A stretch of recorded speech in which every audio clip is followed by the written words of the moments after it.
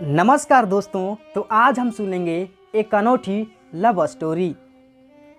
उससे मिलने से पहले मेरे जीवन में कुछ खोखलापन सा था, एक अजीब सा खालीपन था जिसे आज तक मेरे अलावा किसी ने महसूस नहीं किया था। क्योंकि मैं स्वभाव से बहुत चंचल थी, इस कारण मैं कॉलेज में भी और घर में भी लोगों से घिरी रहती थी। इसके बावजूद कि मैं बहुत बोलती थी, मेरे जीवन का एक दूसरा पहलू भी था और जीवन के उस हिस्से में आने की इजाज़त मैंने किसी को नहीं दी थी। बाहर से खुश दिखाई देने वाली लड़की जिसे लोग हर पल हंसते खिलखिलाते देखते थे, उसके बारे में ये अंदाज़ा तक नहीं लगाया जा सकता था कि वो अंदर से इतनी अकेली होगी, ढेर सारे दर्द अपने भीतर समेटे हुए होगी। मैंने अपने आसपास एक घेरा सा बना लिया था, कोई भी मेरे द्वारा बनाए गए दायरों को नहीं तोड़ सकता था। मुझे इस बात पर यकीन नहीं हो रहा था कि वो लड़का मेरे बनाए गए दायरों को तोड़कर मेरी सोच में समाता चला जा रहा है। शुरू में उससे बात करना महज एक औपचारिकता थी।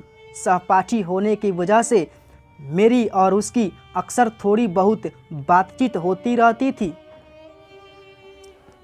लेकिन मुझे इस बात का इल्म तक नहीं था कि वो मुझे मन ही मन पसंद करता था, मुझसे दीवानों की तरह प्यार करता था। ये अलग बात थी कि आज तक उसने इस बात को मेरे सामने कभी जाहिर नहीं होने दिया था। मुझे छोटी सी छोटी तकलीफ़ होने पर उसे मुझसे ज़्यादा दर्द होता था। कोई ऐसे भी किसी को चाह सकता है? यकीन करने में बहुत वक्त लगा, लेकिन समय के साथ मुझे इस बात का एहसास हो गया कि ये लड़का मेरी चिंता करता है, मेरा ख्याल रखता है। उसके प्यार में पागलपन था, मेरी खुशी के लिए वो कुछ भी कर देता था। उस लड़के ने बिना इस बात का जिक्र किए कि उसे मुझसे बातें करना अच्छा लगता है, मेरे साथ वक्त बिताना अच्छा लगता है, बड़ी ही चालाकी से मुझसे दोस्ती के लिए पूछा। उस दिन संयोग से हम दोनों कॉलेज जल्दी आ गए थे और क्लासरूम में कोई नहीं था। उसने कहा कि क्या मैं तुम्हारा हाथ पकड़ सकता हूँ। पहले तो मुझे बड़ा आश्चर्य हुआ कि आज इस लड़के को क्या हो गया है, ये इस तरह की बातें क्यों कर रहा है, लेकिन मुझे उस पर पूरा भरोसा था कि वो कोई गलत काम नहीं करेगा। उसकी आंखों में सच्चाई थी और ये बात मैं साफ साफ देख सकती थी। उसने इतनी ऑनेस्टली मेरा हाथ मांगा कि मैं उसे मना नहीं कर पाई और मैंने उसे अपना हाथ दे दिया। उसने मेरा हाथ अपने हाथों में लिया और कहा, क्या तुम मेरी दोस्त बनोगी? तुम मुझे अच्छी लगती हो और मैं तुम में एक अच्छा दोस्त देखता हूँ, अच्छा इंसान देखता हूँ, और मैं चाहता हूँ कि मैं ज़िंदगी भर तुम्हारा दोस्त बनकर तुम्हारे साथ रहूँ। उसने इतनी ईमानदारी से अपनी इस बात को मेरे सामने रखा कि मैं ना नहीं कर पाई और मैंने हाँ कर दिया। उस दिन उसने बस इतना ही कहा और चला गया। मुझसे दोस्ती करने की खुशी मैं साफ साफ उसके चेहरे पर देख सकती थी। मैंने इस बात को बड़े हल्के में लिया, हालांकि मुझे ये सोचकर दिन भर बहुत हंसी आ रही थी कि किस तरह से डरते डरते उसने मेरा हाथ पकड़ा था। जब मैंने अपना हाथ उसके हाथों में दिया था तो मैं अच्छी तरह से उसकी कांपती हाथों को महसूस कर सकती थी और पूरे दिन उस वाक़ई को याद करके मुझे हंसी आ रही थी।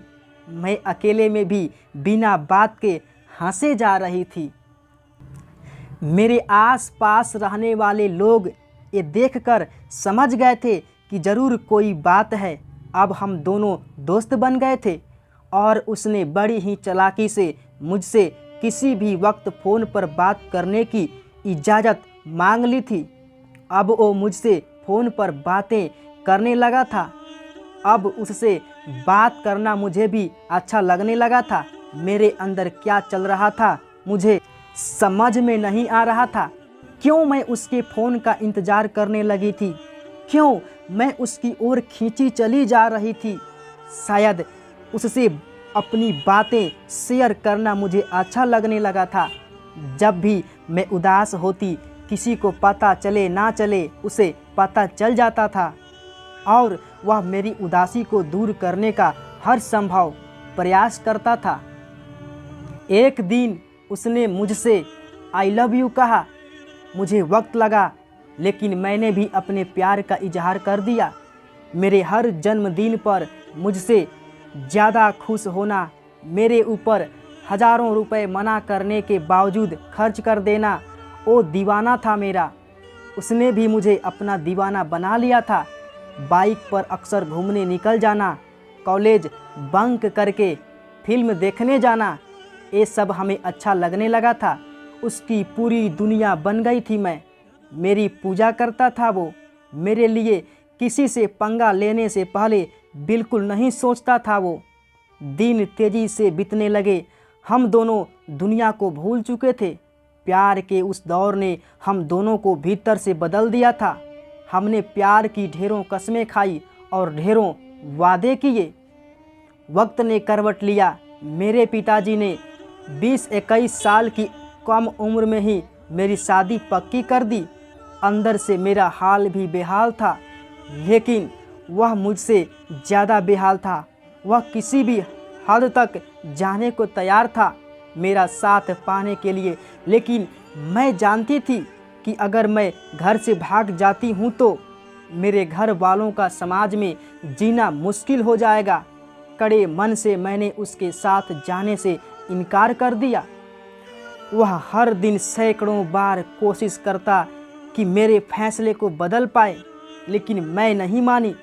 मेरी शादी हो गई और हर कोई खुश था उस लड़के के सिवा। अपनी शादी के बहुत महीनों के बाद मेरी उससे मुलाकात हुई। उसने अपना हाल बेहाल कर लिया था। उसने कहा कि वो मुझसे मिलने से पहले भी अकेला था और मेरे जाने के बाद फिर अकेला हो गया है। उसने कहा कि वो हमारे कस्मों और वादों को पूरा करेगा। वो कहता है कि प्यार की लड़ाई तो वो हार गया है, पर प्यार की जंग ज़रूर जीतेगा वो। वो कहता है कि तुम भले मेरा साथ ना दे सको, मेरा प्यार तो मेरे साथ है ना। मेरे प्यार के सहारे उसने ज़िंदगी में आगे बढ़ने की ठानी है। वो कहता है कि उसका प्यार सच्चा है, इसलिए उसका प्यार कभी उसकी कमज़ोरी नहीं बनेगा। मुझे अपनी गलती का एहसास है, क्योंकि मेरा प्यार मुझसे ज़्यादा दुखी है और मैंने उसकी ज़िंदगी को बर्बाद कर दिया है। मैं उस दीवाने के प्यार को सलाम करती हूँ जिसके पास न मेरा तन है, न मेरा समय, न मेरा जीवन, पर अब भी वो मुझसे प्यार करता है। पर उस दिन उसने मुझसे झूठ बोला था। शायद वह बुरी तरह टूट चुका था, जबकि उसने खुद को बहुत बहादुर दिखाने की कोशिश की थी। वह लोगों से दूर होता चला गया था और लोग उससे दूर होते चले गए थे। बुरे लोगों से दोस्ती कर ली थी उसने। वह शराब, सिगरेट और ड्रग्स का आदी हो गया था। वह बुरी तरह डिप्रेशन का शिकार हो गया था और अंत में एक दिन उसने आत्महत्या कर ली। ये था इस कहानी का अंत। मैं न तो जीते जी उसके साथ रह पाई, न उसके अंतिम समय में मैं उसका साथ निभा पाई। तो मेरे प्यारे दोस्तों, लोग कहते हैं कि प्यार में मजबूरियां होती है, लेकिन प्यार में कोई मजबूरियां नहीं होती।